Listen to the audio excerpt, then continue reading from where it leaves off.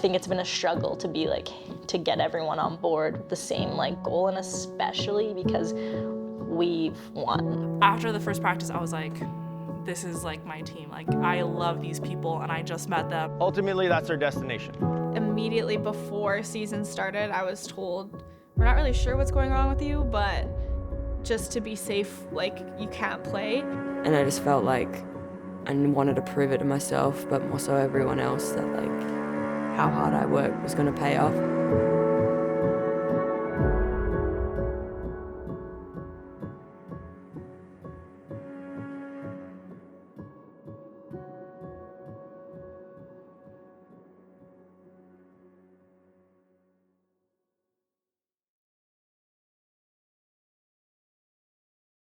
My job is to make you guys better people. My job is to make you guys better basketball players, right? And I've talked to a lot of you older girls that are getting close to the real world, which, as I've said several times, it's not the greatest.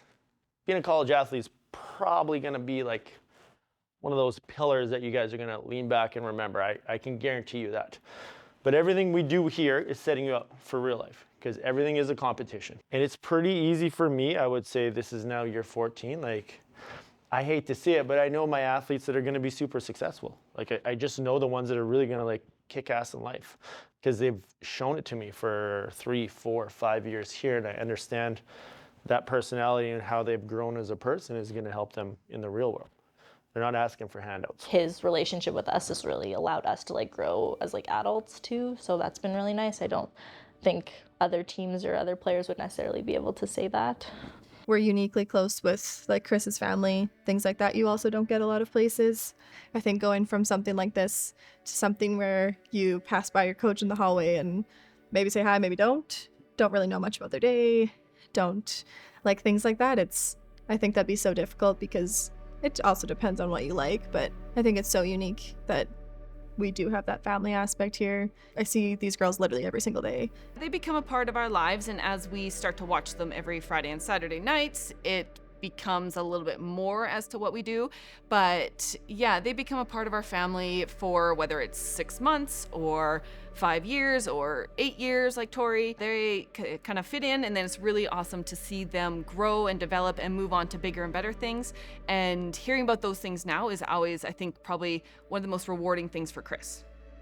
It's, you know, really good for us to have a coach like that who's direct, but also is like, he's able to build a relationship with you. And he's, you know, if I ever had a problem in my life, I know that he would be someone who I could trust to go to, which is really nice. And I know that a lot of people don't have that. And I know that he cares about this team, you know, so much. And even in our league, there's a lot of coaches who wouldn't sacrifice what he does.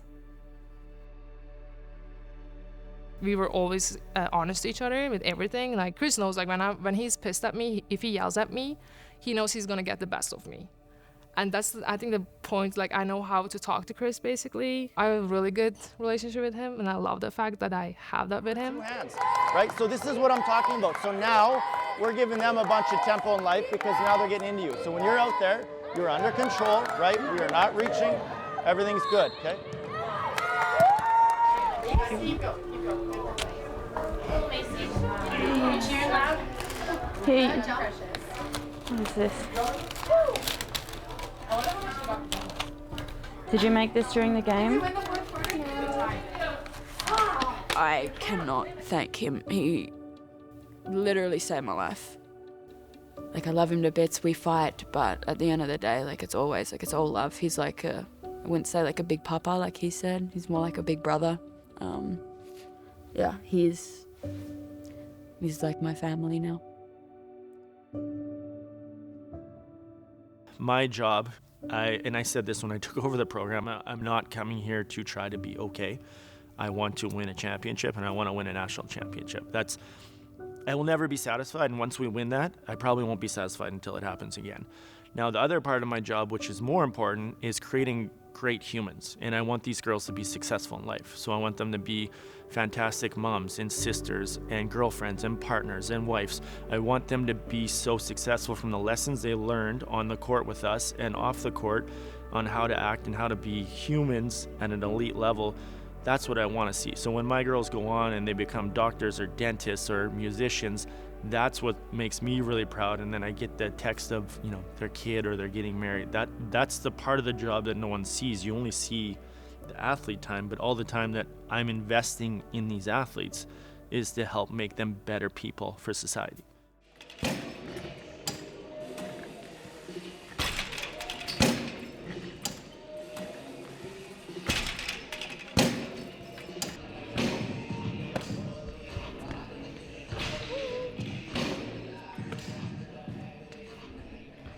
I think it's been really hard and really good for me. I know I contribute in lots of other ways, and I'm finding out how to appreciate myself for those things as well, you know? And I think that's been hard because I obviously, like you said, my identity for so long has been a shooter, and I still want to be that person, but I have to, like, I feel like we talk lots about like self-compassion. That really resonated with me because I'm so hard on myself about that when I should be building myself up in other aspects, and that will come. And I know that it's just like, it's one thing to say it and another thing to do it, but I think I'm getting to the point where I recognize that I'm still out on the floor. Obviously I'm doing things that are necessary and beneficial, and my teammates see that and Chris sees that. I need to see that too. You lose touch pretty quickly if you're not in the gym every day. And yeah, as the season went on, it was pretty evident that like she lost a lot of confidence, and I'm sure that it didn't help that Haley was playing at a high level, I was playing at a high level, Bill was playing at a high level, and she just wasn't hitting her shots. She was doing a hell of a lot more things within the team to make her successful though. Like she would drive, she made good plays for our team. She made really good plays for our team, and she still made us better. And she also drew the attention of the other team because knowing that she was the leading 3-point shooter the season before.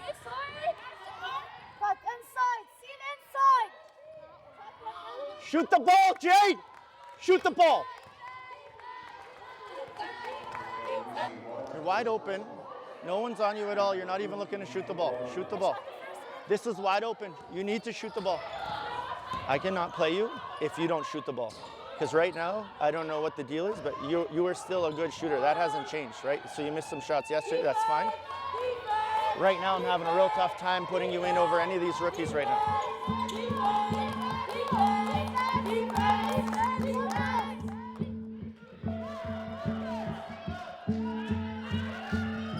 As a shooter, your confidence is like very, very thin.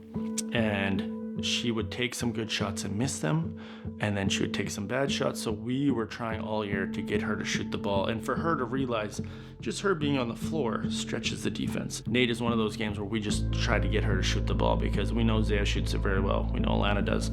Tori was shooting it over 40%. If we could just get her clicking, it makes us really unstoppable in our conference. Jaden Cook is still searching for that all-conference form that helped her shoot more than 40% from three during the 2020 championship season.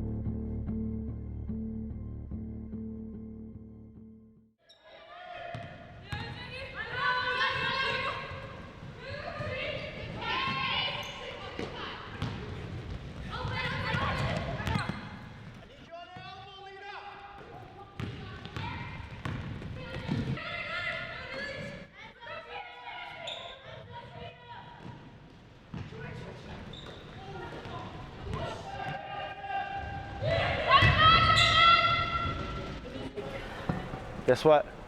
You won't miss that many shots again, I promise. I just saying it. I'm just frustrated because my brain wants to do something that like I feel like I physically can't do right now, and I just a month ago running a 5-minute game wouldn't have bothered me. Everything was fine. I know. Your decisions were fine. Your shots are fine. They're just you're missing a little legs, and the late shots, especially once you started to make it, you started to adapt. They're going in and out, right? The first ones were shitty. Let's be honest. They're shorter. Yeah, it takes a while, right? And just for the record, I don't want you to be playing at your highest optimal self tomorrow or Saturday, but I do it end of February. So we have a long build-up, right? If you don't hit your shots, someone else is going to hit their shots. That's the nice thing about this team. It's not like you played bad. I know. I just don't want to let anybody down because I'm not at where I'm supposed to. Kim, you heard that? If we lose, we're blaming it all on Jade. You're not gonna let anyone down. You can make it up by other ways, right? You made good passes, you made good drives, you can defend. You're still gonna shoot your shots.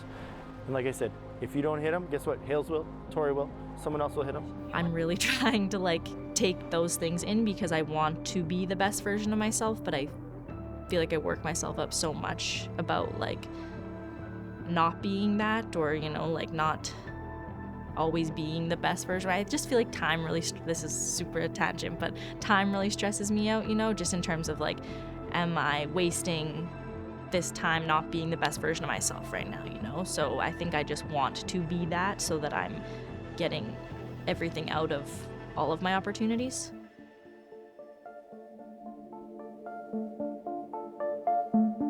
So I played really bad when we went to Kings. I had a terrible game, probably the worst game of my career, including like my first year.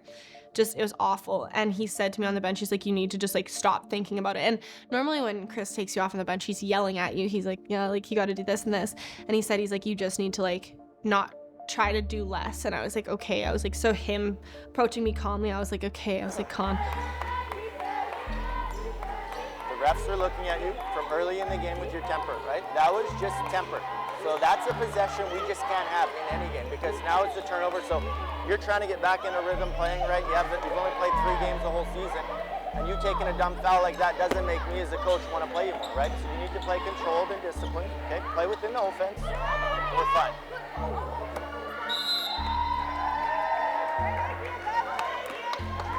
Let's go, D. Here we go. That's okay. That's ready. Let's go. The first game, I think she had built it up to be so much in her head. Whenever you do that, it's never what you think. And then that next day, he put me into the game earlier and he like kept me in. I like made a couple of mistakes, but he kept me in, and I like eventually by the end of the game had like kind of got back into that rhythm, and like feeling that trust from him was probably the biggest thing for me going into the next weekend. And then the next weekend was like, I was like, I'm back, like we're good to go. I guess Alana coming in, she had to catch on to those things pretty quick, but again, she's one of the most competitive people I know, so, and she's very hard on herself and sets very big goals and aspirations for herself, so I knew that she was going to catch on pretty quick. So to come in and have a game like that, first game, it was only up from there. Montalban for Black, the floater at the buzzer. Rustlers extend their lead to 25-11, a dominant first quarter for the defending champs. Inside, Topologlu struggles to corral the ball. Now at top of the key for Black. Black, turnover, and the Kings. Bill's got to roll. Bill, you have to roll. Don't stop moving. Don't stop moving. Bunting carries it over half court for Kamanya. Russell's going into his zone now. Majot with the ball. Hands it back off to Kamanya, driving. Majot now plenty of room to shoot for 3, way off, but Kamanya out-muscles Topologlu for the rebound. Let's go for Bill. Up court, Black for Summers, contact, and she'll go to the line for Lakeland. Coach Chris King is making a substitution here with Topologlu coming off. Well, it looks like he's not happy about her effort boxing out Kamanya down low. So to start, it looked like you weren't engaged in the first quarter, and now we come out and you don't roll and you don't seal here. I need you to do little things right. You can't just not show up for shit.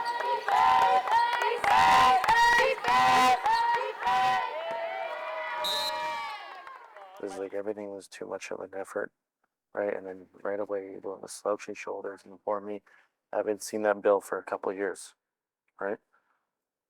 We need you to be confident. We need you to be moving your feet and be engaged in the game. Today, it looked like you didn't want to move too much offensively or defensively, right? There's a lot of like reaching and just like terrible habits, right? I get we're playing a bad team, but like we can't just have Corey give him energy, right? This is why it works so well, is because you guys are such a good duo inside and outside, and you guys give off different energy, right? And today we're missing your energy, and it really hurt us, right? I don't care if you miss a couple of shots, right? But as it went on, at least you got a little more aggressive. You made some wrong decisions because you were like, fuck this, I'm going to force the issue, right? But I need you to be there. On your worst day, I need you to rebound the shit out of the ball, block shots, and be effective, right? On your best day, Like scoring, you're doing everything for us, right? Have faith in you. My life basically in Swiss was really tough. Me being like an obese child basically, and like not having friends, and like getting bullied like basically all the time at the school. It was like, you don't understand until you grow up basically. Like you do, I'm like, oh yeah, I don't have friends, it's cool. Or like you just hang out with boys, but like they actually don't give a shit about you too, because I'm like just trying to hang out with other people. Having a team is like an amazing thing, and like me not having a sibling, it just like never had that. Like if I had a sibling, everything would probably be different, because like at least I have a sibling that I can play with, like talk to and all that. Like I didn't have that home. I just want to show the work hard I did. Obviously they're not gonna see what I did, but they're gonna see the pieces, me, how I'm gonna be like strong down there. Like they never saw that Bilge before probably. Yeah, last year, the year before the playoffs, I had a shitty playoff time. Didn't play my best and all that. We still won, but this year like I want to be the best version of myself and play the best how I played before, and leave an impact on people, and leave like, oh, that's Turkish girls, I'm gonna be like that Turkish girl.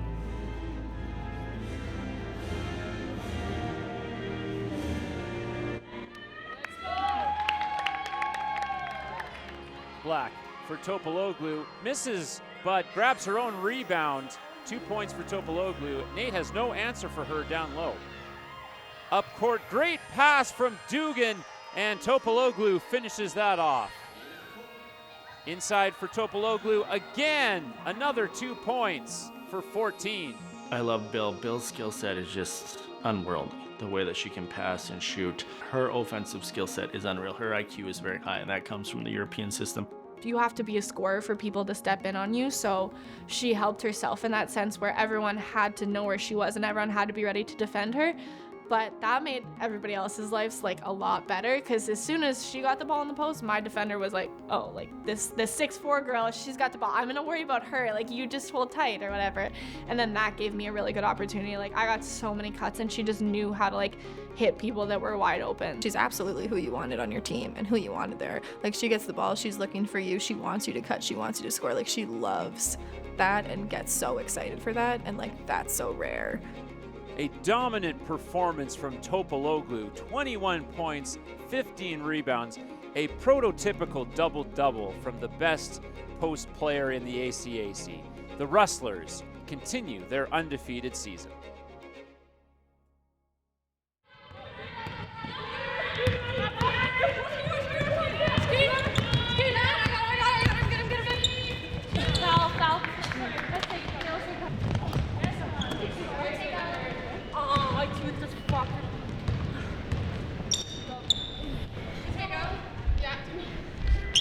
My tooth is out of place. Oh.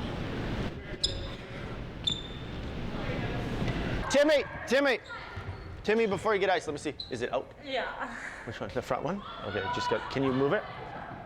Okay, ice right now, Timmy, and then.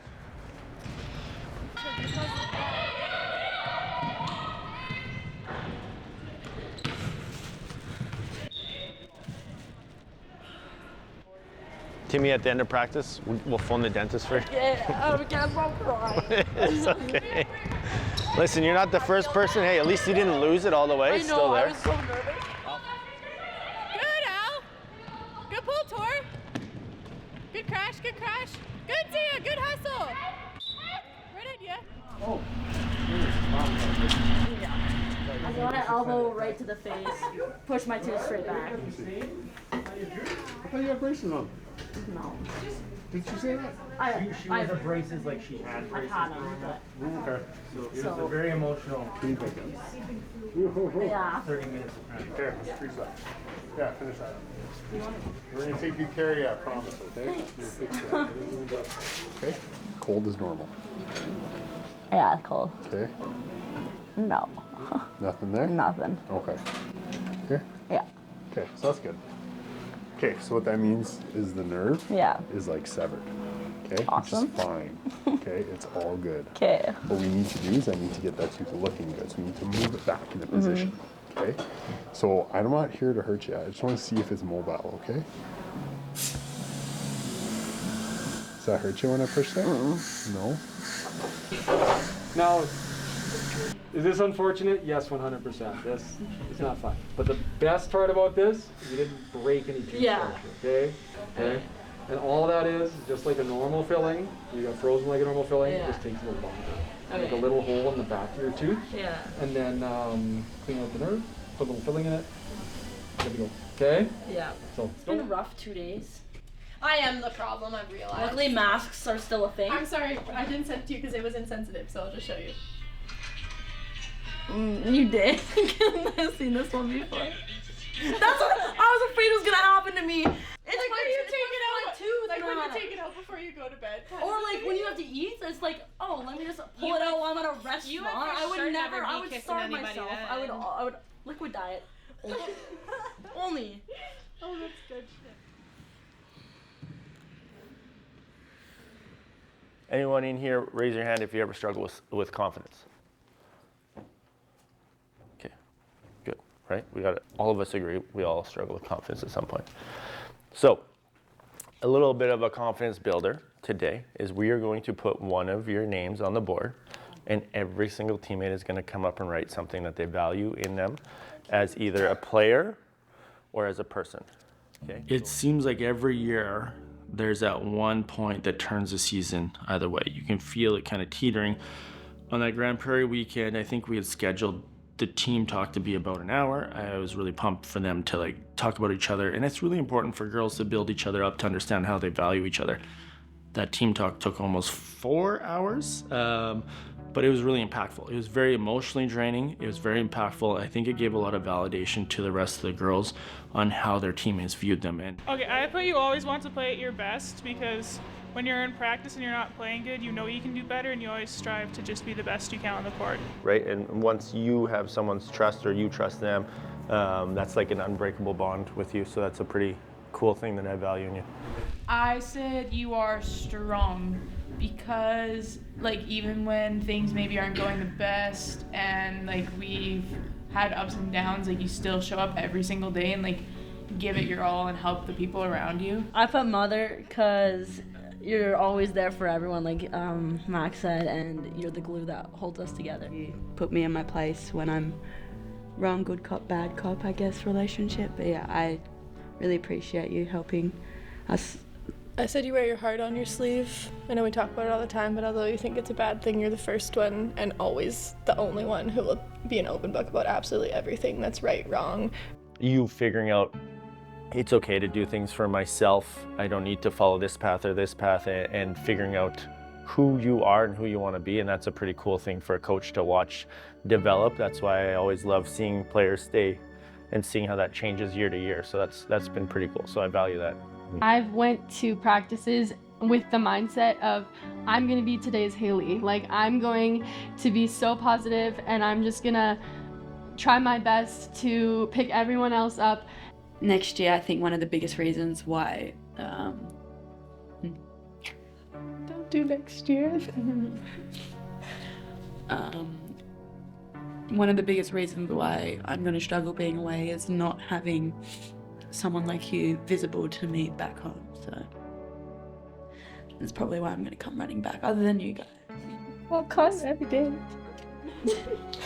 Perspective is something that I feel like we harped on a lot last year, and things like that are always great for it too, because you never really know what the person beside you is going through or is thinking or needs or anything like that. So I think stuff like that is awesome, and I think girls in sports always have pretty low self-esteem or poor body image or whatever else it is, that I think an opportunity like that where you got to go around and hear all these things that people love about you and things that you don't even think of is something that's so cool and so special, and you're not told enough, or you don't tell your friends enough, and we shouldn't have to be prompted to do something like that, but it just is one of those things that like brings you so close, helps you learn things about other people, and it's just a cute memory that like we still talk about all the time and everything like that too.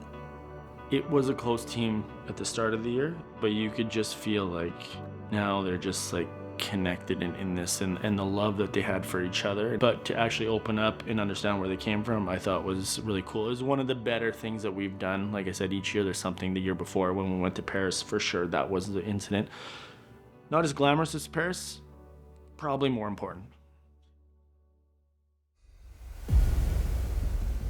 This is it. This is the push.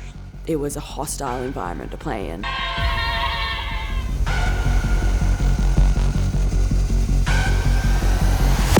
Oh no, Dugan rolling something.